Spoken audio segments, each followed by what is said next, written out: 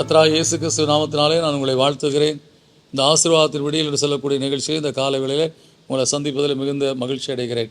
இந்த நாளில் நான் உங்களோடு கூட பகிர்ந்து கொள்ளும்படியான தேவனுடைய வார்த்தை 1 ராஜாக்கள் 3ஆம் அதிகாரம் 5ஆம் வசனம்.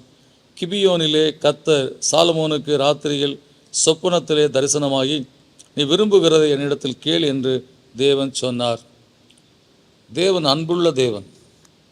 நம்முடைய வாழ்க்கையில் நாம் அவருக்காக பிரியமாய் வாழ்வதற்கு நம்முடைய வாழ்க்கையை ஒப்புக் கொடுக்கும்போது, நம்முடைய வாழ்க்கையில் அவர் பிரியப்பட்டு அவருக்காக நாம் பிரியமாய் வாழுகிறதை, அதுக்காக பிரயாசப்படுகிறதை அவர் பார்த்து அவர் சொல்லக்கூடிய காரியம், நீ விரும்புகிறதை என்னிடத்தில் கேள் என்று சொன்னால், நாம் தேவனுக்கு பிரியமான காரியத்தை செய்ய ஆரம்பிக்கிறோம். நம்முடைய வாழ்க்கையில், அந்த உலக வாழ்க்கையில் நாம் நமக்கு பிரியமாய் வாழ்ந்து கொண்டிருந்தோம், நம்மை பிரியப்படுத்தி வாழ்ந்து கொண்டிருந்தோம்.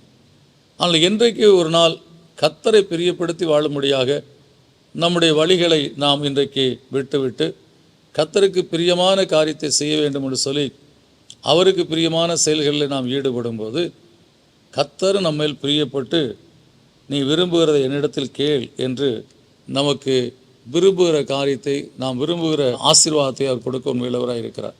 எனவே தேவனிடத்திலிருந்து ஒரு ஆசீர்வாதத்தை நாம் பெற்றுக்கொள்வதற்கு ஒரு எளிதான ஒரு காரியம் என்னவென்று சொன்னால், தேவனுக்கு பிரியமானதை நாம் செய்ய, அல்லது தேவனுக்கு பிரியமான ஒரு வாழ்க்கை வாழ என்றைக்கு நாம் ஒப்புக் கொடுக்கிறோமோ, அந்த நாளிலே நிச்சயமாய் கர்த்தர் நம்மேல் பிரியம் வைத்து நீ விரும்புகிறதை என்னிடத்தில் கேள் என்று சொல்லி நமக்கு கர்த்தர் ஆசீர்வாதங்களை கொடுக்க உண்மையுள்ளவராக இருக்கிறார்.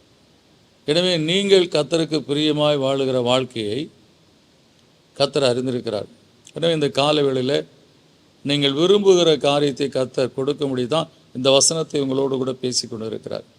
இந்த காலை வேளையில் கர்த்தர் இடத்துல சொல்லுங்கள், ஆண்டவரே, நான் இப்படியான ஒரு காரியத்தை எதிர்பார்த்து நான் உங்களுடைய சமூகத்தை நோக்கி பார்க்குற இந்த காலை வேளையில் எனக்கு நீர் உதவி செய்யும் என்று சொல்லி கேளுங்க. ஒருவேளை நீங்கள் ஒரு சிங்கிள் பெட்ரூம் கிச்சன் ஹால் என்று சொல்லக்கூடிய வீட்டில் இருக்கலாம். குடும்பம் பெரிதாகிவிட்டது, பிள்ளைகளோடு இந்த இடத்துல ஒரு பெட்ரூமில் வாழ்கிறது என்பது கடினமான காரியம். ஆனாலும் இந்த ஒரு பெட்ரூமில் இந்த ஹாலில் தான் நாங்கள் கூடி ஜெபிக்கிறோம், இங்கே தான் நாங்கள் பாட்டு பாடுகிறோம், நம்ம ஆராதிக்கிறோம். எனவே எங்களுக்கு இந்த சின்ன இடம் நெருக்கமாக இருக்கிறது.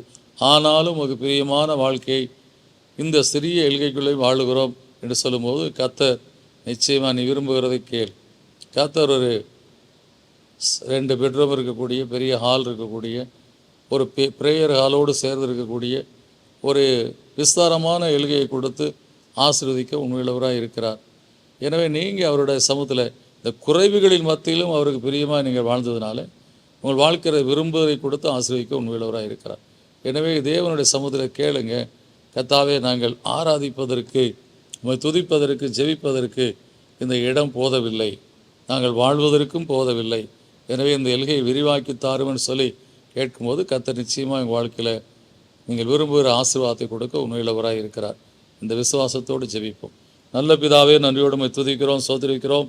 கர்த்தாவே, எங்கள் வாழ்க்கையில் நாங்கள் உமக்கு பிரியமாய் வாழும்போது நீர் எங்கள் மேல் பிரியப்பட்டு நாங்கள் விரும்புகிற ஆசீர்வாதங்களை எங்களுக்கு கொடுக்குற தேவனாக இருப்பதற்காக சோத்திர கர்த்தாவே. அப்படியா இந்த காலவேளையில் உங்களுடைய பிள்ளைகளுக்கு கர்த்தாவே நல்ல சூழ்நிலைகள், ஏற்ற வசதிகள் இல்லாதிருந்த போதும் உம்மை துதித்து, உம்மை சோத்தரித்து, உம்மை ஆராதித்து கர்த்தாவே அவருடைய எல்கையில் அல்லது அவர்கள் வாழ்கிற கர்த்தாவே வேலை செய்கிற எல்கையிலே அல்லது தொழில் செய்கிற ஸ்தலத்தில் அவர் வாழ்ந்து கொண்டிருக்க வாழ்க்கையை அறிந்திருக்கிறீரப்பா. உம்மை பிரியப்படுத்தி வாழ்ந்து கொண்டிருக்கக்கூடிய வாழ்க்கையை அறிந்திருக்கிறீர். எனவே உம்முடைய பிள்ளைகளுடைய மன விருப்பத்தை நிறைவேற்றுகிற தேவன் இந்த காலவேளையிலே கர்த்தாவே அந்த பிள்ளைகள் இன்னும் மகிழ்ச்சியோடு உம்மை துதிக்கும்படியாய், மகிழ்ச்சியோடு உம்மை கர்த்தாவை கனப்படுத்தி வாழும்படியாய், அவர்களும் கர்த்தாவை ஒரு விசாலமான நிலையிலே தங்கள் வாழ்க்கையை வாழும்படியாய், உடைய பிள்ளைகளுடைய வாழ்க்கையிலே மன விருப்பத்தின்படியான ஆசீர்வாதங்களை கொடுத்து விரும்புகிற காரியத்தை அவர் வாழ்க்கையை கட்டளையிட்டு நெருக்கமான உமக்கு பிரியமாக இந்த பிள்ளைகள் வாழ்ந்ததுனாலே இந்த காலவேளையில் அவர்கள் விரும்புகிறபடியான நிலையிலும் ஆராதிக்க, வாழ்ந்திருக்க அவர்களுக்கு ஒரு விசாலமான இடத்தை ஏற்படுத்தி கொடுத்து ஆசீர்வதிங்க தாவே. உடைய பிள்ளைகள் விரும்புகிறபடியான காரியத்தை கொடுத்து மகிழ்ச்சியாக்கியர்களும் அவர் மன விருப்பத்தை நிறைவேற்றலைங்க தாவே. இயேசுவின் நாமத்தில் கேட்க நல்ல பிதாவே, ஆமென்.